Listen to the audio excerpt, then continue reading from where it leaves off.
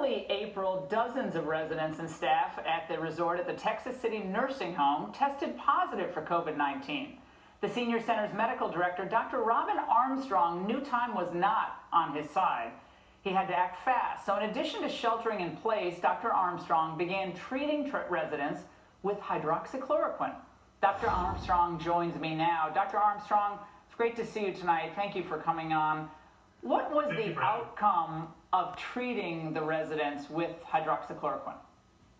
Well, what we saw was with hydroxychloroquine, azithromycin, and zinc, we saw that we had 92% of those residents who were treated with hydroxychloroquine actually get better. And that was compared with the people that we did not treat. And so it was an amazingly positive outcome. That was fantastic. We really were in a bad situation where we felt like we were going to see a lot of these patients die. We were going to felt like the mortality rate was very high. We had seen what had happened in Washington State. We saw what has happened in Louisiana. And we felt like we needed to treat these patients very quickly with something that had been proven to work. And so what we saw in the studies in China and the studies in France is that they showed that after 5 days of treatment with hydroxychloroquine, azithromycin, viral loads dropped to 0 on day 6. And so that's what we did. We treated them with five days of hydroxychloroquine, azithromycin, and zinc, and we saw very impressive results. Those patients that were treated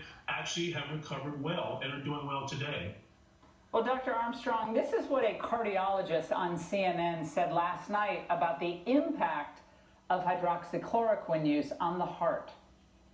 We have no evidence that it really makes any positive impact in a COVID-19 patient. To the contrary, we have evidence that in some circumstances it can create dangerous heart rhythm abnormalities. These anecdotes that the president keeps touting are just that, anecdotes. And the plural of anecdote is not data, it's just anecdotes. They're really meaningless. Okay, Dr. Armstrong, Professor Rao found no cardiac toxicity that he could find in 1,000 patients. The Chinese didn't find any. Did you see any cardiac issues in your patients? We saw absolutely no cardiac side effects. In fact, on day 3, we did EKGs on our patients and saw that the QTC interval is what they're measuring. And so you measure the QTC interval, and that if that's prolonged, then that will predispose them to having these cardiac side effects. We saw that in all 38 patients that were treated throughout the course, none of them had a prolonged QTC interval, and therefore none of them were at risk of having the cardiac side effects that was talked about. None of our patients had any side effects whatsoever, cardiac or otherwise for that matter.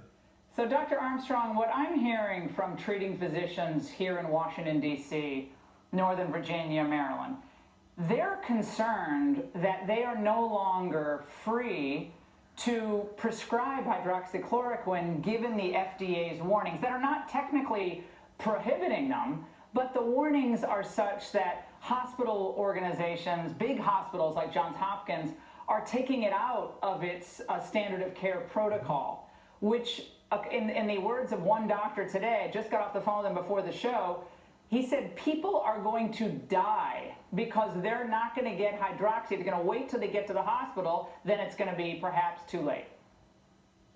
Absolutely. And our contention the entire time was that you need to start them a little bit earlier when they start having symptoms. That's the best way to get them treated. That's the most effective way. The FDA emergency use authorization recently, what it does is it says you can't use it unless the patient's in the hospital.